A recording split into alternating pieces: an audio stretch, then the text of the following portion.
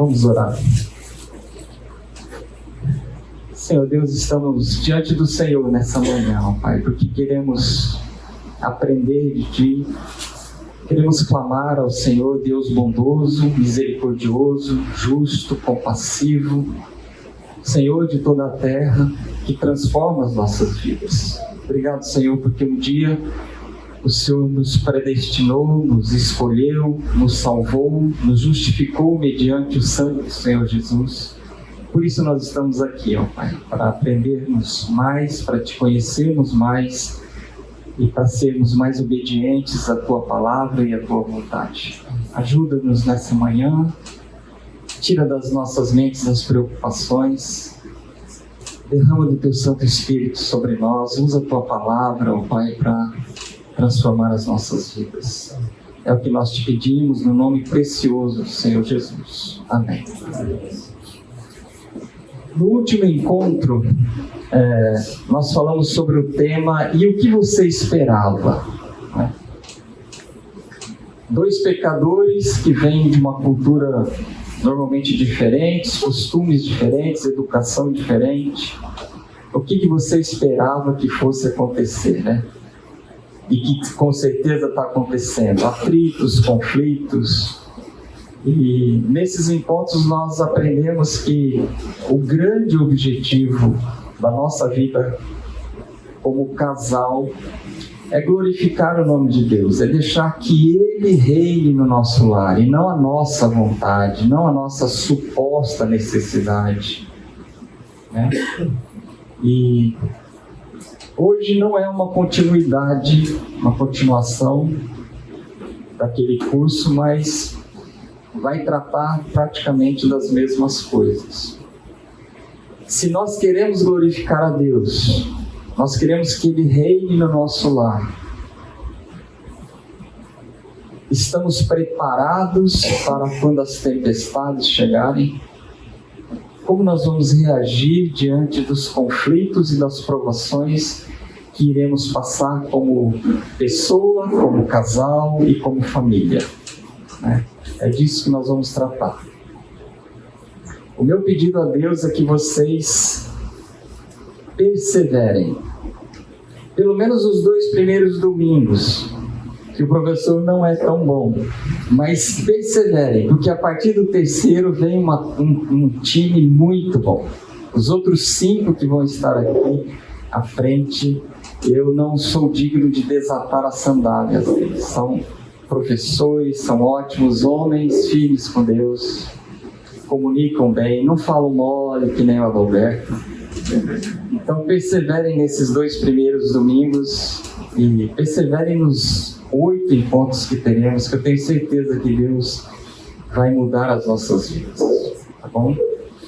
Eu me lembro daquela passagem que a gente lê lá em Jó, capítulo 1, versículo 8, quando Satanás estava passeando, rodeando o mundo, e ele chega até Deus, né, junto com os anjos, e Deus pergunta para ele: "Você viu o meu servo Jó?" E o que Deus afirma ali sobre Jó? Homem íntegro, reto, temente a Deus e que se desvia do mal. Depois ele repete isso depois do próximo capítulo, depois que Satanás faz algumas coisas com Jó, apesar de não tocar no seu corpo, toca só na sua família, nas suas coisas. Ele vem novamente, Deus repete a mesma coisa: íntegro, reto, temente a Deus e que se desvia do mal. E depois a gente vê toda aquela história de Jó, que é um exemplo para a gente de reação diante de uma provação tão dura. E lá no capítulo 42, no versículo 5, Jó declara para Deus, né: "Eu te conhecia de ouvir falar." Então ele era homem íntegro, reto, temente a Deus, que se desviava do mal de ouvir falar. Mas depois daquela experiência tão forte com Deus, ele fala: "Agora os meus olhos te veem." Então é esse o grande objetivo que Deus tem para nós como família, como casal.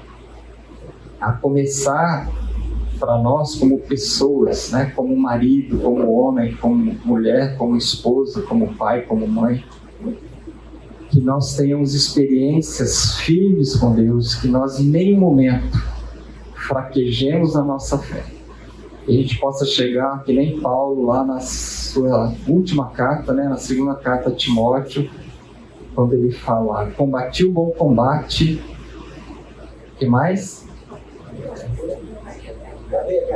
Acabei a carreira e guardei a fé. Né? Ou como Jesus fala lá em João 17, quando ele está orando pelos discípulos, no versículo 3, ele fala: Pai, não vou me lembrar, eu peguei esse versículo para decorar hoje de madrugada, mas ele fala isso aqui, ó. Versículo 4: eu te glorifiquei na terra, consumando a obra que me confiaste para fazer.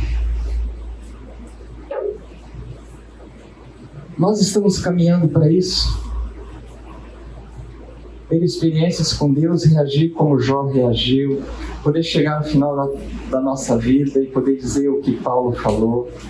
Que o Senhor Jesus, no momento que ele estava orando pelos seus discípulos, ele fala: eu consumi, eu fiz o que eu tinha que fazer. E lá no versículo 17 desse mesmo capítulo, ele intercedendo pelos discípulos, ele fala: Pai, santifica-os. Pai.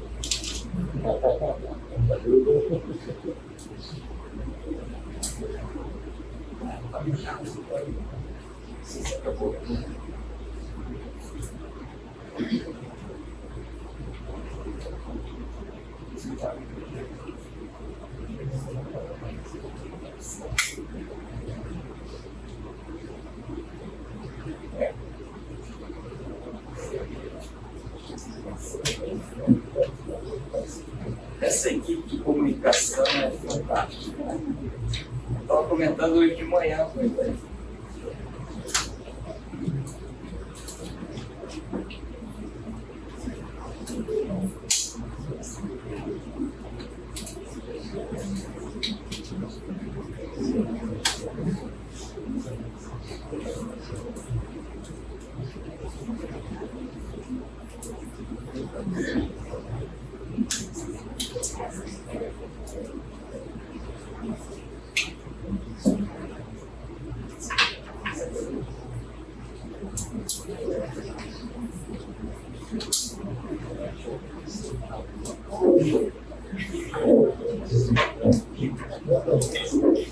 Voltou? Tá. Obrigado. Então, no versículo 17, Jesus fala: Pai, santifica-os na verdade. A tua palavra é a verdade. Então, nosso objetivo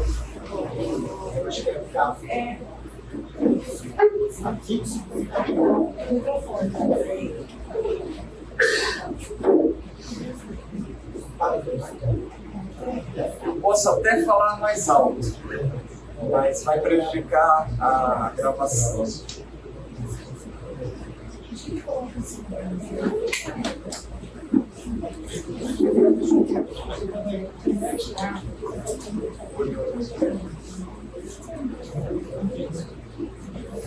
Eu acho que a pilha está piscando vermelhinho aqui.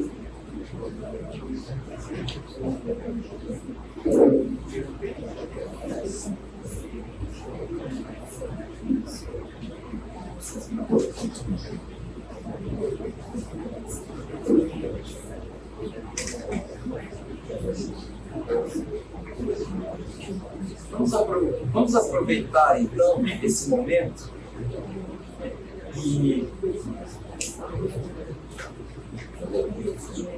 que nós temos casais casados, noivos, namorados. Então eu quero que você, homem, pegue na mão da sua namorada, noiva ou esposa que você, como aquele que Deus quer que seja o protetor do seu lar, o provedor do seu lar, o pastor do seu lar, você ore com ela agora e faça um compromisso, falando a Deus que Deus dê perseverança para vocês estarem aqui em todos os encontros, lógico, na medida do possível, e que vocês vão estar abertos para que Deus transforme a vida de vocês, maridos, para que Deus fale com vocês, para que vocês sejam obedientes a Deus em tudo que Ele falar para vocês aqui nesses 8 encontros. Porque com certeza, se nós maridos fizermos isso, formos um exemplo para as nossas esposas, para os nossos filhos, Deus vai transformar o nosso lar. Deus vai transformar as nossas esposas também. Então, vamos ter um tempo agora de oração. Você, a sua esposa, quem não está com a esposa, podem orar juntos para que Deus abençoe todos os casais que estão aqui e que vão assistir esses encontros pela internet. Tá bom? Vamos orar.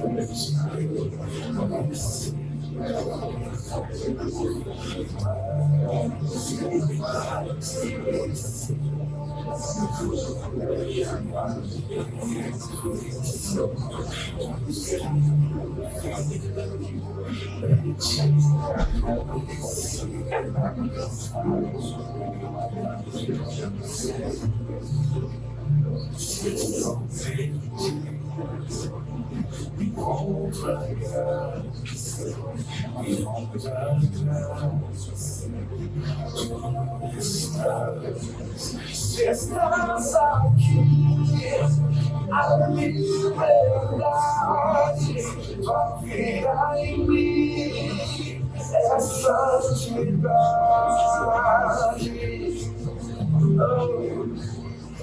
Oh Senhor, de ti preciso,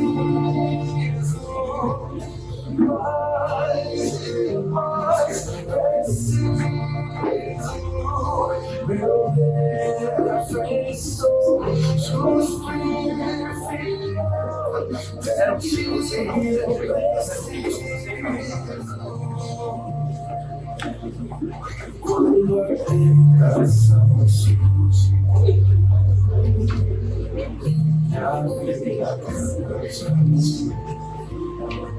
se eu não conseguir mais suportar, meu amor me guardará. Se eu não conseguir mais suportar, meu amor me guardará.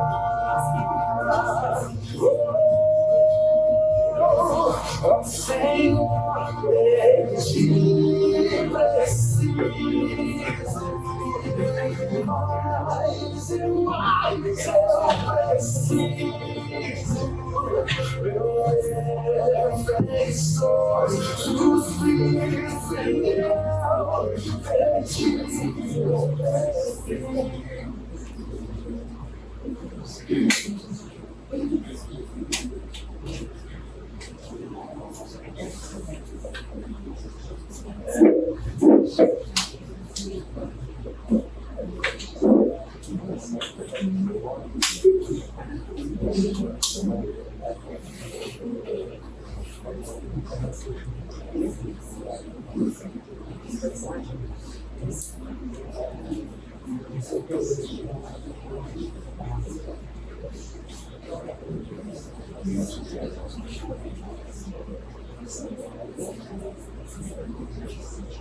O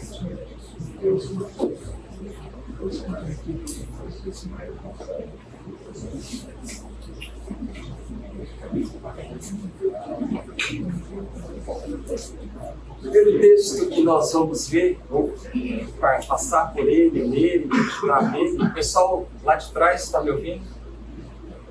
Está em Tiago, capítulo 2, do versículo 1 ao 5, que ele fala ele faz uma afirmação assim que pode parecer um paradoxo para nós, né? Tiago diz: meus irmãos, ele não está falando para o ímpio, para aquela pessoa que não conhece a Cristo, né? Ele está falando para nossos irmãos em Cristo, para nós. Tende por motivo de toda alegria o passardes por várias provações, sabendo que a provação da vossa fé, uma vez confirmada, produz perseverança. Ora, a perseverança deve ter ação completa para que sejais perfeitos e íntegros, em nada deficientes. Se, porém, algum de vós necessita de sabedoria, peça a Deus que a todos dá liberalmente, e nada lhes impropera, e sempre há concedido. Aquela comunidade, no início daquele século, estava passando por perseguição. Perseguição. É Tiago 1, de 2 a 5. Ah, obrigado. Tiago 1, de 2 a 5. Isso. E Tiago estava escrevendo para ela para que ela aprendesse a reagir da forma correta às provações, né? Então, todas as famílias vão passar por provações. E ele afirma aqui, logo no primeiro versículo, ele fala: tende por motivo de toda alegria passardes por várias provações. Ele não fala assim: se vocês algum dia passardes por alguma provação, não. Ter a alegria ao passar pelas provações. Vocês vão passar. E quem é casado aqui sabe do que eu estou falando.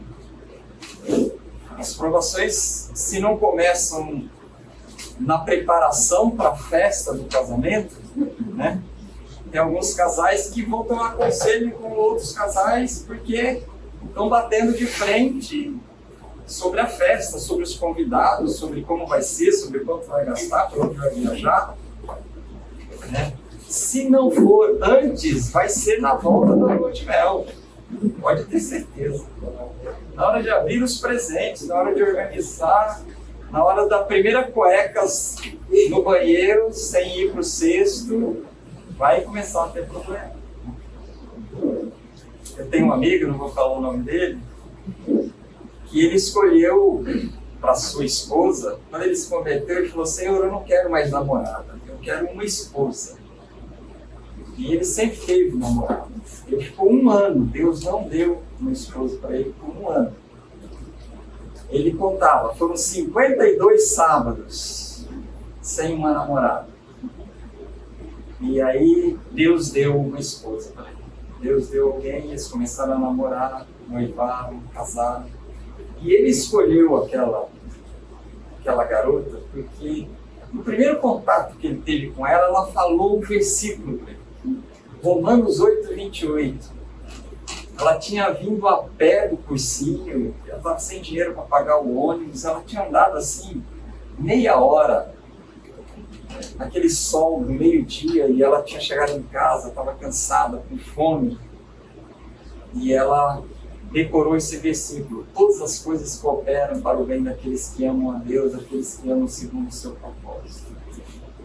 E a gente estava falando por telefone e ela me falou esse versículo. Foi o segundo versículo que eu decorei. O primeiro foi com José Luiz. Ele tem esses 4 vezes. Tudo posso naquele que me fortalece. E aí ele escolheu essa noiva porque ela era uma menina temente a Deus. Era uma menina de oração. E quando eles voltaram da lua de mel, no primeiro dia na volta da lua de mel, ele falou assim: nossa, acho que eu escolhi errado. Acho Acho que eu não vi alguma coisa. Ela é muito brava, é espanhola. Ela não é submissa. A Bíblia fala que ela vai ser submissa. Ela não é submissa. Ela está faltando com respeito comigo no primeiro dia. Mas de quem era a culpa por aquela reação toda? O Espírito Santo, ele fala no nosso coração. Eu estava agindo de forma errada. Eu estava dando 1001 motivos para ela estar reagindo daquela forma. Ela não estava se sentindo amada, cuidada. E ela estava reagindo, clamando. Você casou comigo, eu deixei minha mãe, você falou que eu vou poder falar com ela uma vez por mês só pelo telefone, com uma fichinha de 3 minutos para falar no orelhão com ela. Mas era brincadeira. Agora a gente está aqui, eu não vejo a minha mãe faz uma semana e você está me tratando assim. Então era uma reação a uma ação que o marido estava tendo.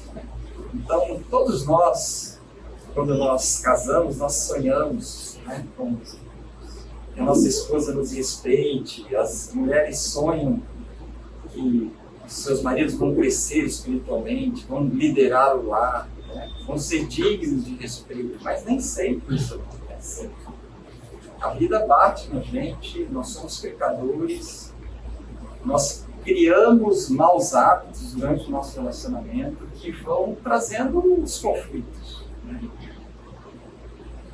Mas nós só vamos passar por esses conflitos e crescer espiritualmente se nós aproveitarmos as provações. Então foi o que Jó fez. O Jó, ele reagiu da forma correta. Ele aproveitou aquilo que Deus estava mandando para ele, ele aceitou e ele clamou a Deus que Deus o ajudasse. E Deus o ajudou. Então, é isso que nós temos que fazer nos nossos relacionamentos. As tempestades vão vir, as provações vão vir, o sofrimento vai vir. Nós temos que aprender a reagir a ele. Responder de forma positiva. A Elaine sempre brinca, faz o que é certo para levar o mínimo de varadas. Então, fez, vai levar 3 varadas. Fez de novo, vai levar mais 3. Fez de novo, para de fazer, aprende. Então, é isso que a gente fala para os filhos. E os nossos filhos agora falam para os netos. Mas é assim que Deus age conosco. Ele quer nos tratar e Ele nos trata como filhos. E Ele vai nos passar pela fornalha. Ele vai nos provar. Deus é o melhor. Tem algum fisioterapeuta aqui? Estou vendo.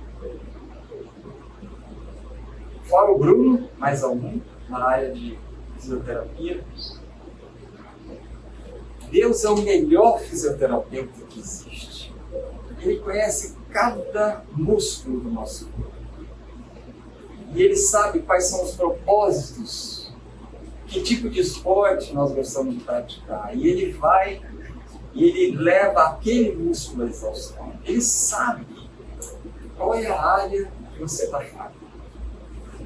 Você está com dor nas costas, Vai lá no Bruno, o Bruno vai fazer, você vai fazer um monte de abdominal todos os dias.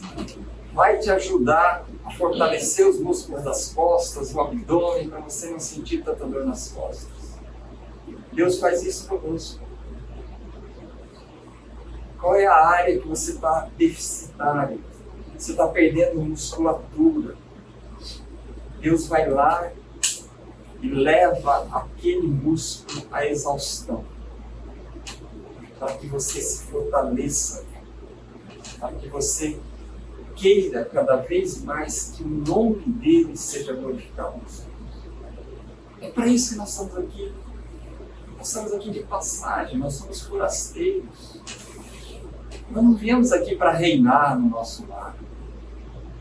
Nós viemos aqui para servir. E foi isso que o Senhor Jesus fez. Deus deu a nós, homens, a liderança do nosso lar. Pode ser que As esposas pensem que privilégio, né? Liderar o lar. Que privilégio que Deus deu. Saibam que com este privilégio tem uma responsabilidade muito grande. Então nós estamos aqui como maridos para amarmos as nossas esposas, assim como Cristo, que usa a figura da noiva, ama a sua igreja. E vocês, esposas, para serem submissas, companheiras, né, para ser a ajuda, o socorro, o amparo dos seus maridos. Para quê? Para quê? Para serem felizes? Não. A felicidade é uma consequência disso. A paz no lar é uma consequência disso. É para glorificar o nome de Deus. Por isso nós estamos aqui. Para nos prepararmos para quando as provações vierem, nós reagirmos da forma correta. Como reagir diante das provações? Qual é a sua reação diante de uma provação? Muitas pessoas negam que ela existe. Outras reclamam, resmungam. Você faz isso ou você tira proveito dela? Eu não sei como é que está o seu casamento hoje. Se ele está ruim, vamos orar para que ele fique bom. Aí quando ele ficar bom, vamos continuar orando para que ele fique ótimo. Quando ele ficar ótimo, vamos continuar orando para que ele fique maravilhoso.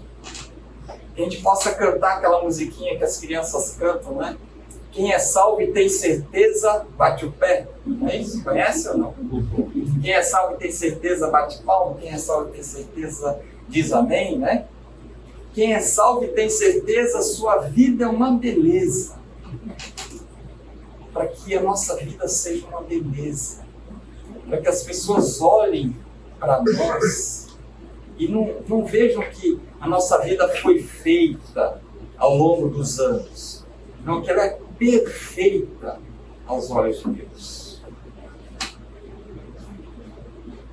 Não para a nossa glória, mas para que as pessoas sejam atraídas para o Senhor Jesus. Então, para isso, nós temos que não olhar só para o sangue de Cristo, que nem nós vimos hoje, o sangue precioso, santo, derramado no nosso lugar naquela cruz. Nós temos que olhar para a cruz de Cristo.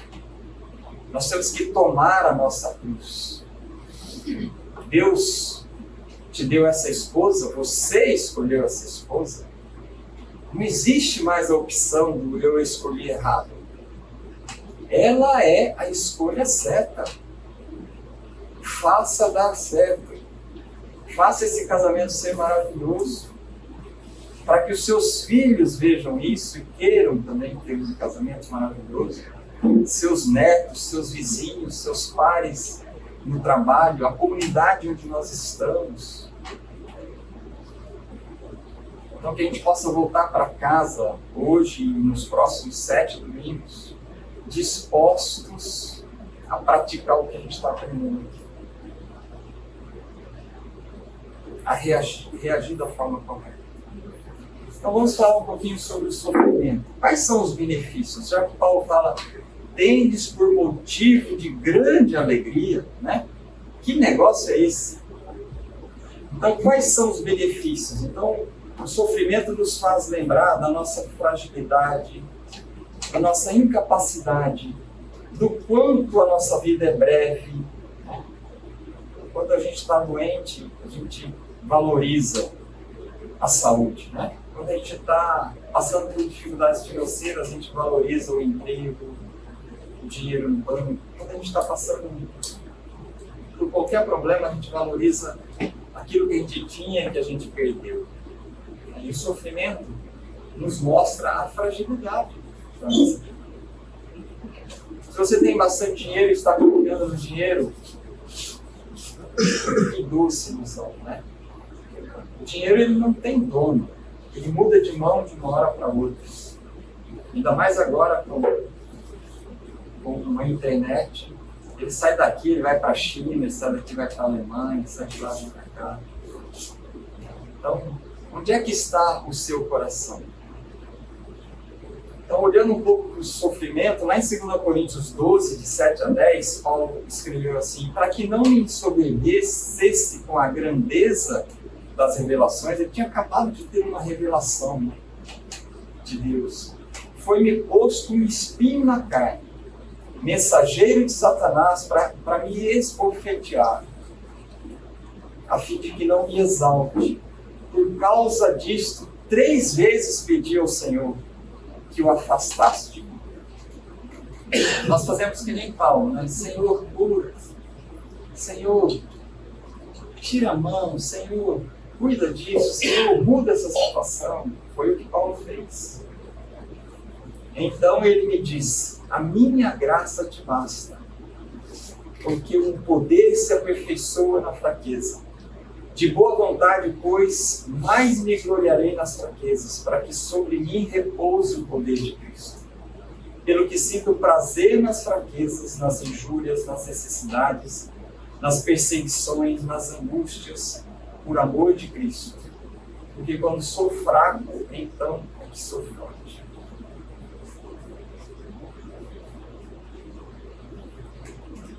E com o sofrimento vem a revelação do nosso coração. O que está no nosso coração? Não é quando está tudo bem. É quando nós estamos sendo provados.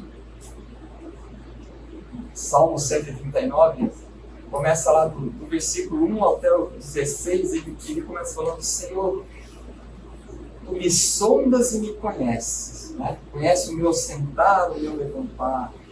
E ele vai descrevendo até o versículo 12, a grandeza de Deus, a onisciência de Deus, a onipotência de Deus.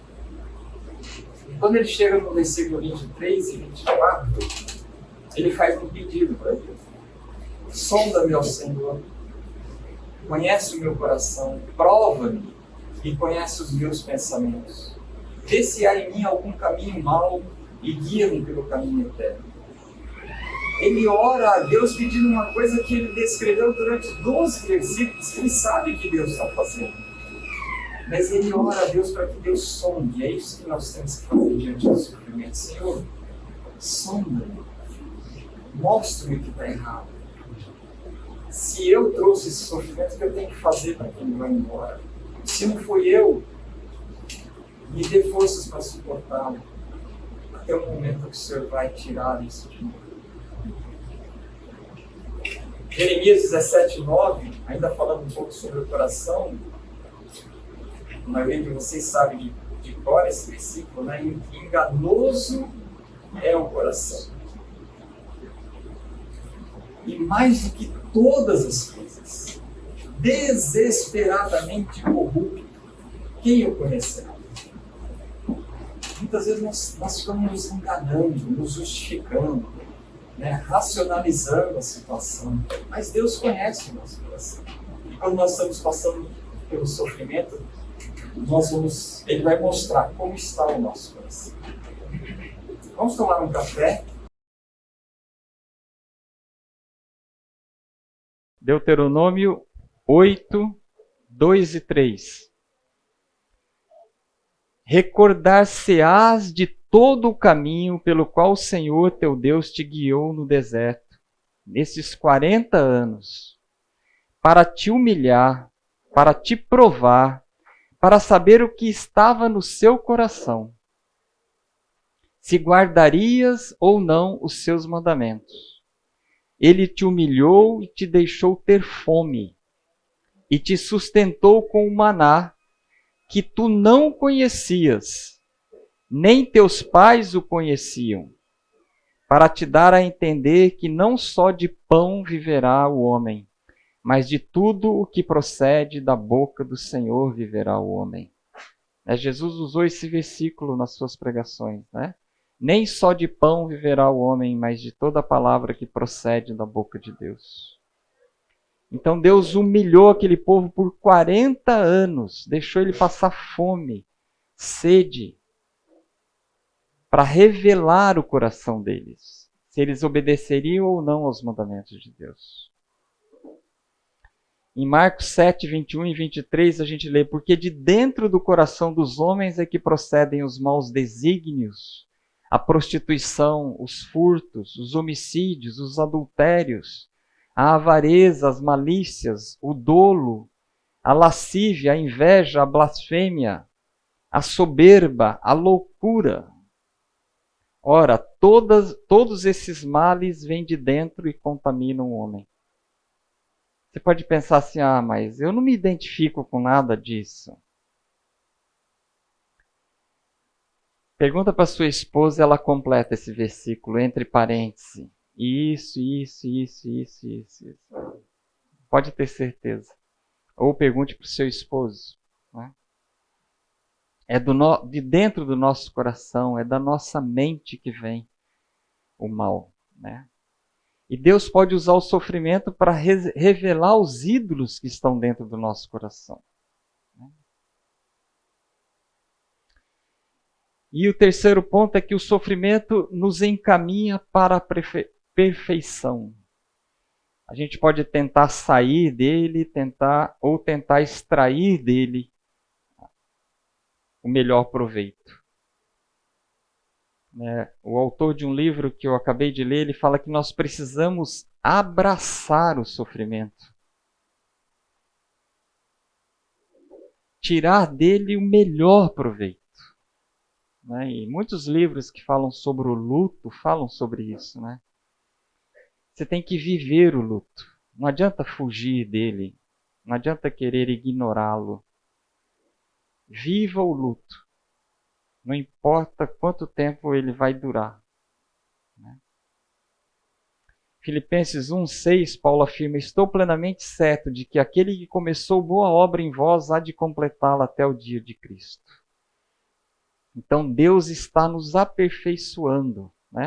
Paulo ainda fala lá em 2 Coríntios 3,18: e todos nós, com o rosto desvendado, contemplando como por espelho a glória do Senhor, somos transformados de glória em glória, a sua própria imagem, como pelo Senhor, o Espírito. É através das provações, do sofrimento, que Deus vai nos transformando à estatura do Senhor Jesus. Tiago 1, 2 a 5, Tiago, a gente já leu, fala sobre ter grande alegria ao passardes por provações. Então, para nós aceitarmos e vivermos isso, nós precisamos renovar a nossa mente. Nós temos que olhar para o sofrimento de uma forma diferente, talvez do que nós estejamos olhando hoje. Nós temos que pregar o Evangelho para nós mesmos. Concordam? Nos lembrar de tudo que nós já conhecemos desse Deus poderoso, misericordioso, gracioso, bondoso, amoroso, mas também justo, o justo juiz, santo, o santo dos santos. Lá em Tiago, no último versículo do capítulo 1 de Tiago, alguém vai conferir para mim? Se eu estiver errado, me fala. Mas eu acho que é no último versículo do capítulo 1, fala assim que a verdadeira religião é esta: visitar os órfãos e as viúvas nas suas necessidades e guardar-se incontaminado do mundo. Então nós temos que mudar a nossa mente. O que está entrando na sua mente? O que você está permitindo que os seus olhos vejam?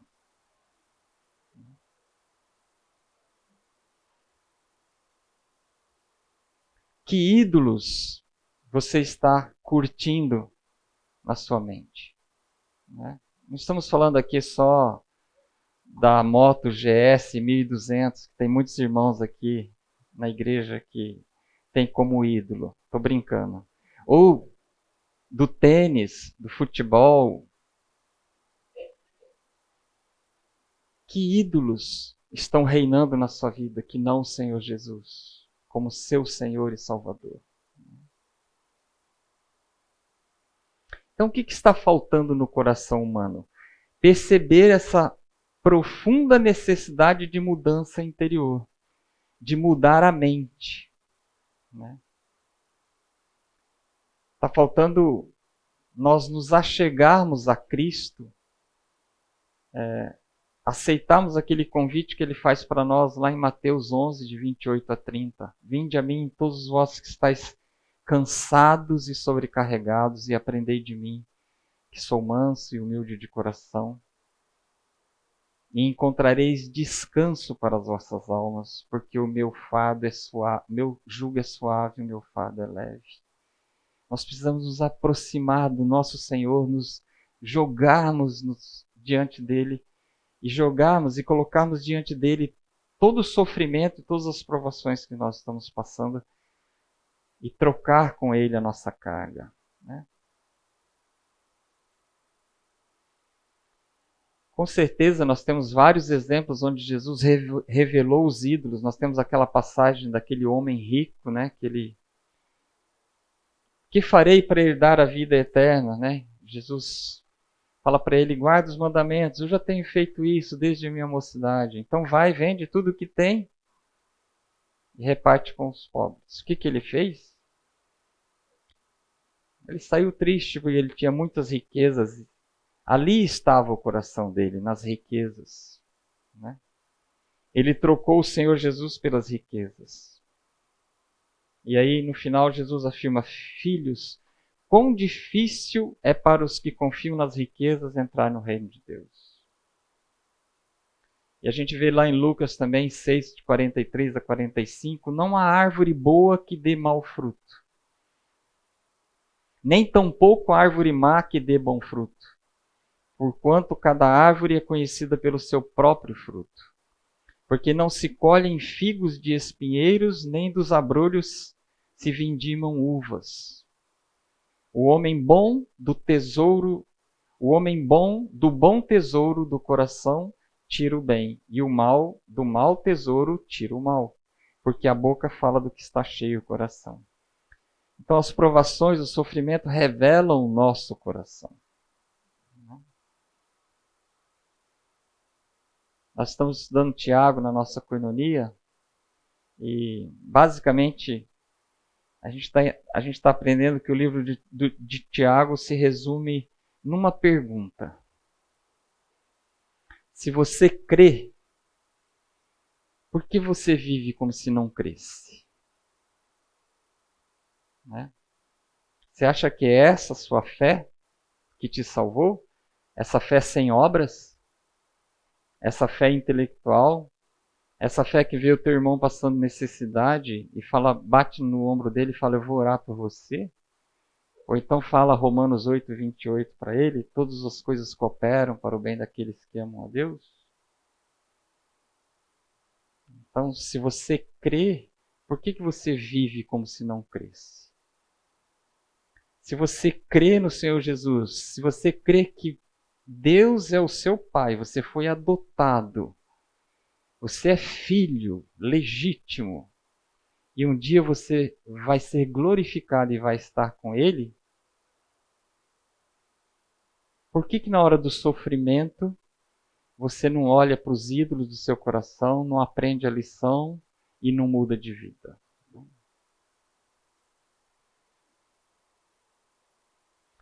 O que há de errado no coração humano? A gente pode dizer toda aquela lista que a gente viu ali, que Paulo falou, né? Mas na melhor das hipóteses, vamos pensar que nós buscamos agradar a Deus. Né? Não vamos massacrar o cristão sério com Deus.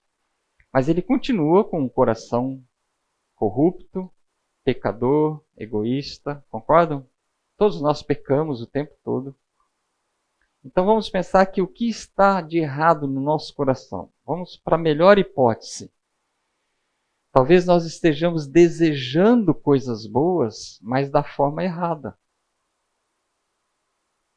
Por exemplo, você, esposa, você pode desejar que seu marido a trate melhor, que a ame, que cuide de você melhor do que ele está cuidando. É um desejo válido e santo.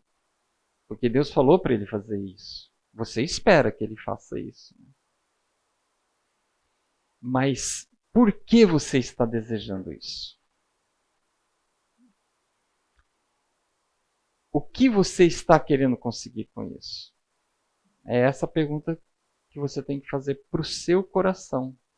Se você está desejando isso por outros motivos que não a glória de Deus, se você está disposta a manipular o seu marido, a controlá-lo, a usar o sexo como arma, a usar os filhos como crianças de recado para ele, a usar a mãe dele para falar alguma coisa para ele. Se você está disposta a manipulá-lo para conseguir que ele te ame mais, você está querendo a coisa certa e está fazendo da forma errada.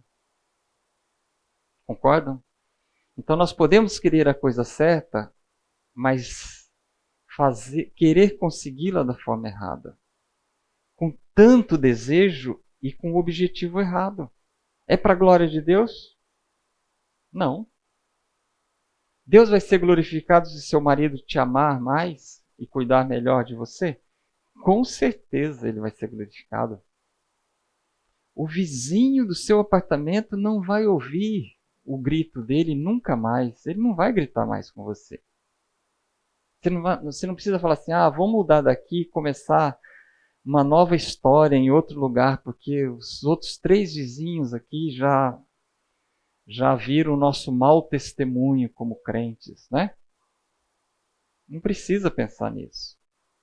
Ele não vai gritar com você. Então o nome de Deus vai ser glorificado. Seus filhos vão ver um bom exemplo, o nome de Deus vai ser glorificado. Eles vão querer ter um casamento do jeito que o papai e a mamãe têm, né? Então o marido também pode desejar que a sua esposa o respeite mais. Que afinal de contas, Deus falou para ela que você é o líder do lar, né? Agora, você tem dado motivos para ela te respeitar? Mesmo que você não dê, a Bíblia fala que ela tem que respeitar. Mas se você quer tanto respeito, pensa o que você tem feito para merecer respeito. Né? O que você tem feito para que a sua esposa convicta, crente, firme com Deus, tenha motivos para continuar casada com você? Porque tem homem crente que fala assim, ela nunca vai me deixar, né? Ela é firme com Deus, a Bíblia fala que ela não pode. Deus odeia o divórcio. Então ela nunca vai me deixar. E ele é um traste como marido, né? Então que motivos você tem dado para que a sua esposa o respeite? Você tem sido o pastor, o protetor, o provedor? Você tem sido um líder servo? Você tem dado exemplo na leitura diária da palavra de Deus, na oração? Então você pode gritar com ela e exigir respeito, levantar a voz, afinal de contas você é mais forte do que ela, normalmente, né? Então você pode levantar a voz e levantar a mão e exigir respeito. Você está querendo algo santo e que Deus quer, mas você está usando os meios errados para conseguir isso. Né? Nós queremos filhos obedientes, né? Mas muitas vezes nós queremos filhos obedientes por causa da nossa reputação. Né? Meu filho decora o versículo para ir para a classinha. Meu filho, eu não preciso falar 3 vezes. Ele obedece na primeira. Meu filho... E de repente você percebe que você está querendo que seu filho seja perfeito por causa da sua reputação. Porque o que os meus amigos vão dizer se meu filho me desrespeitar na frente deles, né? E os meus vizinhos, e lá na igreja. Seu filho é imperfeito, pecador que nem você. Não queira fazer dele um robozinho, né? E qual é o motivo que você quer que ele seja obediente? Para a glória de Deus? Ou para a sua boa reputação? Então nós temos que sempre estar fazendo essa pergunta. Por que eu quero isso? É para a glória de Deus? Ou é a minha suposta necessidade? Né? Então, como mudar isso? Os livros falam que em torno de 10 mil pensamentos passam pela nossa cabeça diariamente. Acho que dos homens deve ser uns 1000, né? Das mulheres 10 mil, porque os neurônios delas ficam em choque o tempo todo. Elas pensam em 10 caixinhas diferentes ao mesmo tempo. A gente fala, não, peraí. Você mudou de assunto. Nós estamos na caixinha verde, você foi para a vermelha. Vamos terminar isso aqui, né? Elas são ligadas no 220. Ah, meu Deus. Às vezes eu falo para Helene, mas você quer 10h30 da noite, eu já não presto para mais nada, né? Você quer fazer isso agora? Ela olha para mim e fala assim, não, pode ser amanhã cedo. Mas ela queria agora.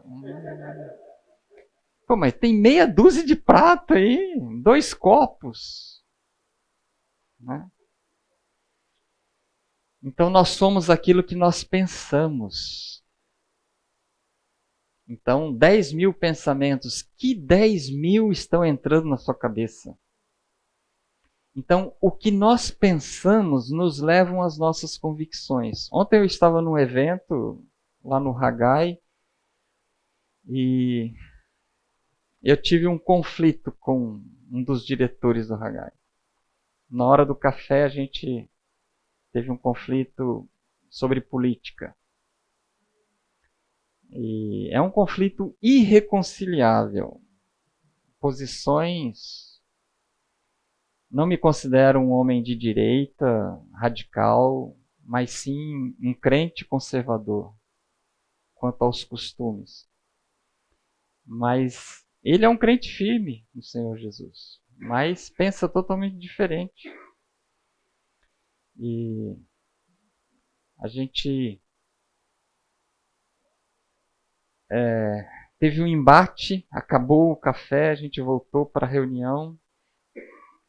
E eu fiquei ali, eu acho que uns 40 minutos, saí fora da reunião totalmente, né? Pensando no que a gente tinha conversado, o que eu vou fazer, eu tenho 2 opções, qual que eu quero e qual que eu devo. Eu vou fazer a que eu quero ou a que Deus quer que eu faça. E eu percebi que ele também estava agitado, anotando algumas coisas e também ele não participou da reunião por uns 40 minutos. Aí acabou a reunião, a gente ia para o almoço, e eu estava mandando um recado para Elaine, ele me abraçou, eu ia procurá-lo. Eu ia fazer o que eu não queria fazer, mas que Deus queria que eu fizesse.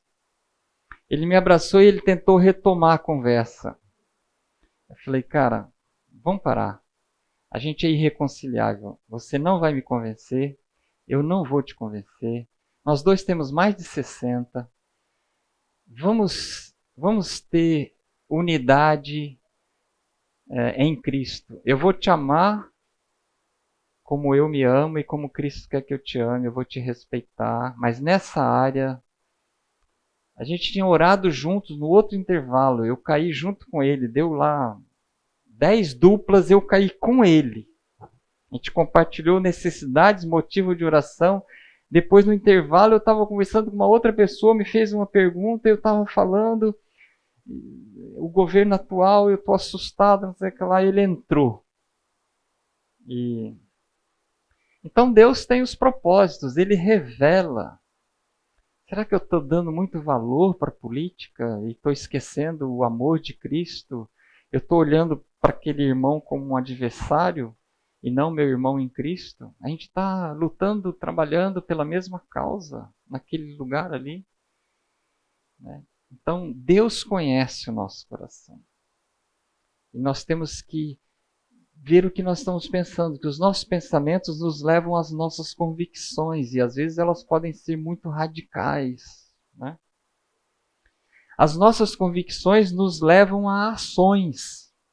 As ações nos levam a hábitos diários. E os hábitos diários nos levam a um estilo de vida. Então, tudo começa aqui, né? Coração, mente. Qual é o seu estilo de vida? Por que você acorda todos os dias? Qual é o teu objetivo de viver esse dia? É glorificar a Deus? É que as pessoas vejam que a tua vida é uma beleza? Porque você é salvo e tem certeza?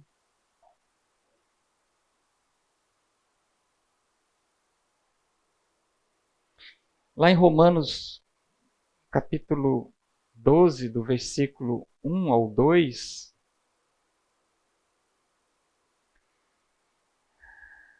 que está aí na tela para a gente ler, né? Rogo-vos, pois, irmãos, pela misericórdia de Deus. Paulo está falando assim, pelo amor de Deus, pelas misericórdias de Deus, apresenteis o vosso corpo como sacrifício vivo, santo e agradável, que é o vosso culto racional. Então, Deus habita no seu corpo. Então, apresenta o seu corpo como um sacrifício vivo, santo e agradável. E aí ele continua no versículo 2. E não vos conformeis com este século, né? Mas transformai-vos pela renovação da vossa mente. Para quê? Para que experimenteis qual seja a boa, santa e agradável. Boa, agradável e perfeita vontade de Deus. Então nós temos que renovar a nossa mente para nós enfrentarmos o sofrimento.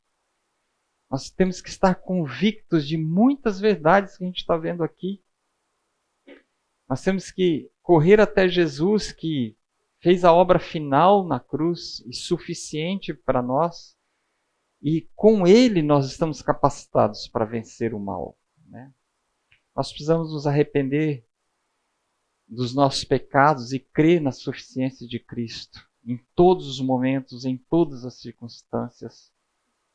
É Ele, somente Ele, né? Romanos 11:36 fala, pois dele, por meio dele e para Ele são todas as coisas. Glória, pois, a Ele eternamente.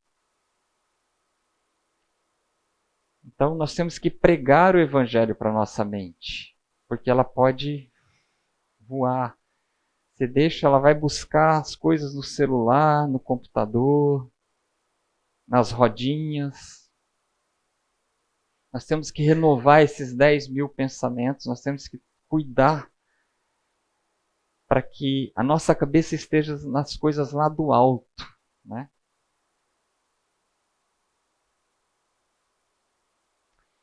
Paulo fala lá em 2 Coríntios 10, 4 e 5, no finalzinho do versículo 5, ele fala assim, e levamos cativo todo o pensamento para torná-lo obediente a Cristo. Ele começa o capítulo 4 falando, as armas com as quais lutamos não são humanas. A nossa luta não é humana, ela é espiritual. Ao contrário, são poderosas em Deus para destruir fortalezas. Destruímos argumentos e toda pretensão que se levanta contra o conhecimento de Deus. E levamos cativo todo pensamento para torná-lo obediente a Cristo. É isso que nós temos que fazer. 2 Coríntios 5,17 fala o quê? Se alguém está em Cristo, é nova criatura. As coisas velhas já passaram, eis que tudo se fez novo. Você tem que reagir de forma diferente, você tem que pensar de forma diferente. Você tem que renovar a sua mente todos os dias. E 2 Coríntios 3,18 fala, e todos nós com o rosto desvendado, contemplando como por espelho a glória do Senhor, somos transformados de glória em glória, na sua própria imagem, como pelo Senhor, o Espírito. Deus controla as circunstâncias das coisas que vão acontecer na nossa vida. Nós não temos controle sobre elas. Nós não temos controle sobre o que as pessoas vão fazer para nós. Concordam? Nós vamos sofrer por causa de pessoas queridas, por causa de pessoas não queridas, por causa de inimigos de Cristo. Nós vamos sofrer. Nós vamos sofrer por causa das circunstâncias, por causa do governo, por causa de um acidente, por causa de um bêbado, por causa de um assaltante, por causa de um câncer. Nós vamos sofrer. Nós temos certeza disso. Mas Deus quer trabalhar na nossa vida além de usar outras pessoas e além de usar as circunstâncias. Ele quer trabalhar na nossa vida através da palavra dele e da ação do Espírito Santo dele. Opa! Agora isso depende de você. Você leva os seus pensamentos cativos até a cruz de Cristo. Isso depende de você. Outro dia eu estava, essa semana, com um grupo que a gente faz discipulado juntos. Somos em 6 homens. E aí eu comecei a questionar cada um deles. Como é que está a sua vida com Cristo? Como é que está a sua leitura diária? Aí um deles falou, eu estou completando a 4ª leitura da Bíblia de Gênesis e Apocalipse. Ele começou há 4 anos atrás, quando eu o desafiei no encontro que a gente teve. E ele está na 4ª leitura. Olha que alegria. E o outro falou assim, eu acordo todos os dias às 5 horas da manhã, porque eu começo a trabalhar às 7. Então, eu só posso, se eu quero ter uma vida devocional todos os dias, e eu sou aquele cara que eu leio o versículo, eu anoto o versículo. Eu conheço uma pessoa assim. Eu vou olhar na raiz, o que significa aquilo. Então, ele anda lentamente na leitura dele, né? Então, não é a pessoa que você vai falar assim, quantas vezes você já leu a Bíblia? Ela vai responder 50 vezes. Não vai ser essa daqui, só se ele for Matusalém, né? Porque ele vai demorar muito tempo para ler a Bíblia, porque ele não olha a Bíblia por cima, né? Ele estuda. Então, é lógico, nós temos que fazer isso, estudar, meditar, decorar versículos, mas ele faz isso na devocional dele. O outro faz uma leitura diária, além de estudar também. Então, são estilos diferentes. Aí eu perguntei para o outro, que estava no 2º encontro conosco, ele falou assim, eu assumo um compromisso com vocês que eu vou começar amanhã a ler a Bíblia de Gênesis e Apocalipse. Aí um outro tinha faltado, tinha um compromisso, não conseguiu ir. E o 4º falou assim, falei, e você? Ele falou assim, 0. Eu não quis constrangê-lo, a gente conversou depois, no particular, mas ele não está lendo a Bíblia. Então, essa renovação da mente e deixar que Deus transforme a sua vida, a sua mente, o seu coração, através da palavra dele e da ação do Espírito Santo. Gente, que privilégio nós temos. Nós lemos a Bíblia com o autor do livro do nosso lado. Ele mora em nós. Ele revela o que está escrito aqui para nós. Que privilégio nós temos. Então, a leitura diária da Bíblia, intimidade com Deus, com oração diária, para que Deus transforme a sua mente, você comece um dia querendo agradá-lo naquele dia, depende de você. Não sei se você é disciplinado para isso, não sei o quanto você quer isso, mas eu faço aqui um desafio. Seja disciplinado e queira isso. Porque para nós encararmos o sofrimento e todas as circunstâncias e sabermos tratar com as pessoas que vão nos ferir, nós temos que estar em intimidade com Deus, nós temos que conhecer o nosso Deus. E isso vai ser dia após dia. Isso aí não é fazer o prato, pôr no micro-ondas, 30 segundos, tirar e comer. E você está alimentado. Não. É todo dia, todo dia, todo dia. Concordam? E qual vai ser o resultado?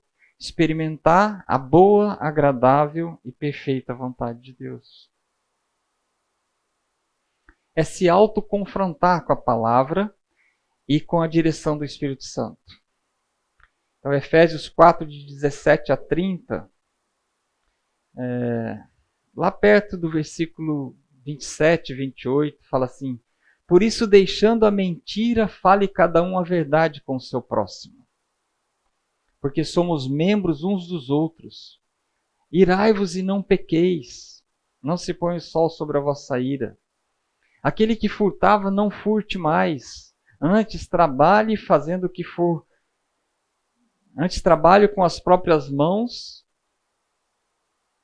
fazendo com as próprias mãos o que é bom, para que tenha com que acudir ao necessitado. Não saia da vossa boca nenhuma palavra torpe, e sim unicamente a que for boa para edificação, conforme a necessidade, e assim transmita graça aos que a ouvem.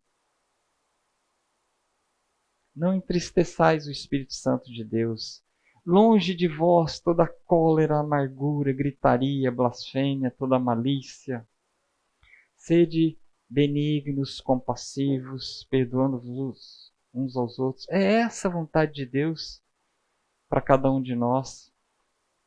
A começar com o nosso cônjuge, com os nossos filhos. É se autoconfrontar com a palavra de Deus. É se colocar diante de Deus e se autoconfrontar com o Espírito Santo de Deus, que vai falar para você. Você pode começar uma oração: Senhor, muda minha esposa, eu não aguento mais. E pode terminar a oração Deus dizendo para você: cara, você que tem que mudar. Nesta área aqui, nessa. É isso que o Espírito Santo faz. Quando nós nos confrontamos com a palavra dele e com o Espírito Santo dele.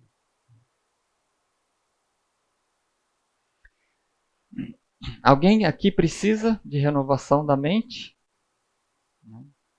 Vamos ver aqui algumas pessoas que precisam. Primeiro, aqueles que passam por tempestades em sua vida. A gente vê José lá de Gênesis. Oi? Tempestades em sua família. Eu falei o quê? Desde Gênesis 37, José passa por situações difíceis. E no final ele fala assim, ele perdoa os seus irmãos e fala assim: vós, na verdade, intentastes o mal contra mim. Porém, Deus o tornou em bem para fazer, como vedes agora, que se conserve muita gente em vida. Ele entendeu que Deus tinha um propósito para aquela provação que ele estava passando. Foram anos de situações difíceis. Mas ele entendeu que Deus tinha um propósito. Então nós temos que renovar nossa mente e entender que Deus tem um propósito para as tempestades que a gente está passando, para as provações. Aqueles que lutam com dúvidas, né? João Batista. Quem foi João Batista? Teve algum profeta maior do que João Batista? Não. Não teve ninguém. Nenhum profeta maior do que João Batista. Ele foi o precursor do nosso Senhor. Ele veio preparar o caminho para o Senhor Jesus. Mas ele teve um momento de dúvida, né? Ele pediu para os seus discípulos irem e perguntarem para Jesus: és tu aquele que estava para vir? Ou havemos de esperar outro? Jesus respondendo-lhe disse-lhes: ide e anunciai a João o que estáis ouvindo e vendo. Os cegos veem, os coxos andam, os leprosos são purificados, os surdos ouvem. João, você tem alguma dúvida depois disso tudo que eles vão dizer para você? E bem-aventurado é aquele que não achar em mim motivo de tropeço. Então, muitas vezes, o inimigo coloca em nós dúvidas. Nós temos que renovar a nossa mente e termos firmeza, termos convicção naquilo que nós cremos. Para refutarmos as investidas. Resistir ao diabo e ele fugirá de vós. Porque o diabo, vosso inimigo, anda como um leão em derredor, procurando tragar, se possível, o que estão salvos. Né? Então, quando as dúvidas vierem, nós temos que renovar a nossa mente. E, por último, aqueles que lutam para vencer o pecado. Romanos 6, de 11 a 14. Assim também vós considerai-vos mortos para o pecado, mas vivos para Deus em Cristo Jesus. Não reine, portanto, o pecado em vosso corpo mortal, de maneira que obedeçais às suas paixões, nem ofereçais cada um dos membros do seu corpo ao pecado como instrumentos de iniquidade, mas oferecei-vos a Deus como ressurretos dentre os mortos, e os vossos membros a Deus como instrumentos de justiça, porque o pecado não terá domínio sobre vós, pois não estáis debaixo da lei, e sim da graça. Eu não sei se é nessa passagem que Paulo fala, e porque estáis debaixo da graça, vocês vão pecar?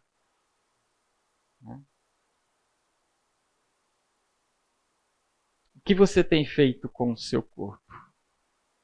O que os seus olhos têm olhado? No que você tem pensado? A gente estava conversando outro dia isso num grupo e tinha um participante de TI. E a gente começou a tender a dizer assim, não, a internet é uma coisa do Satanás. Né? Ele falou assim, peraí. Não. O coração de vocês aqui é corrupto. Ele falou assim, a internet, ela é neutra. Ela não é nem de um nem de outro. Através da internet as pessoas são salvas, são transformadas, são abençoadas. Elas crescem espiritualmente. Você ouve um sermão que transforma a tua vida. Então você usa a internet conforme os seus propósitos. Então, e ele foi duro, ele falou, você que decide se ela vai ser bênção ou maldição na sua vida. Não taxe ela como maldição. A decisão é sua. É lógico, eu falo como homem, que nós homens não acordamos, olhamos no espelho de manhã e falamos assim, hoje eu não vou pecar contra Deus na área sexual. Não é assim que funciona, a gente sabe disso. A gente vai estar mais resistentes às investidas do inimigo, mais fortes para resistir a Satanás, e quando Deus fala lá em Provérbios capítulo 3, 4, 5, vai até o 7, que nós devemos fugir das tentações sexuais, não é enfrentar, né? Porque pode alguém colocar fogo nas suas vestes e não se queimar? Né? Então, as tentações sexuais não se enfrentam, foge. Né? E lá em Provérbios fala, dê a volta no quarteirão, não passa na frente da casa da mulher adúltera. Aquele que é o simples, ele passa e ela chama ele, o seduz e ele cai no pecado.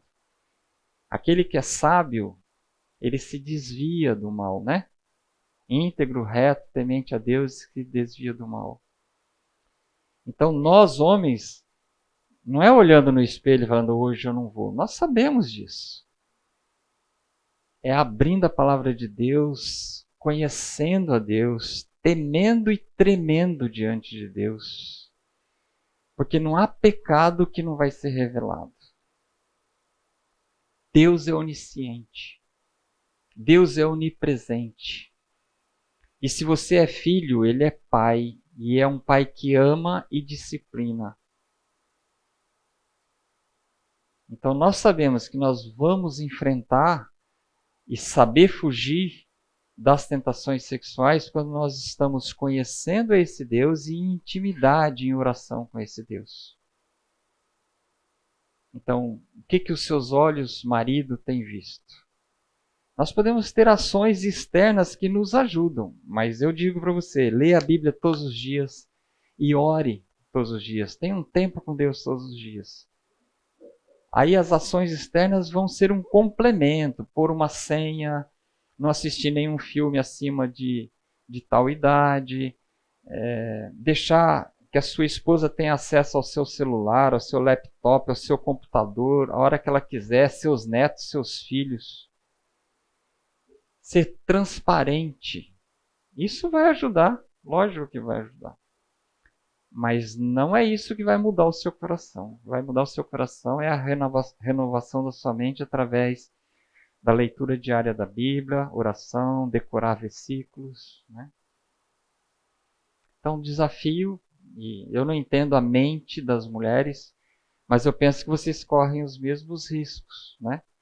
Vocês têm que renovar a mente de vocês têm que fugir das tentações sexuais, vocês têm que resistir ao inimigo, porque ele está rondando, ele não está preocupado com aquele que hoje levantou e não veio na igreja, dormiu até mais tarde, está na piscina agora. Aquele irmãozinho que vem no culto à noite e não lê a Bíblia de segunda a sábado.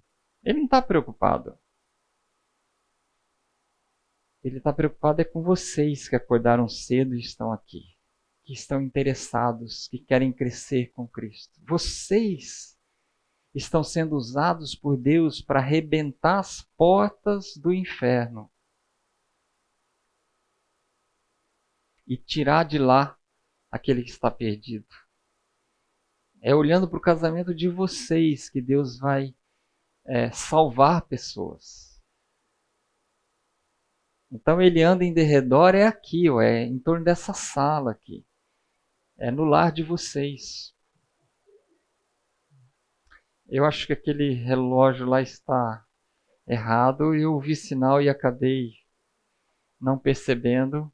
Mas vamos encerrar, vamos orar.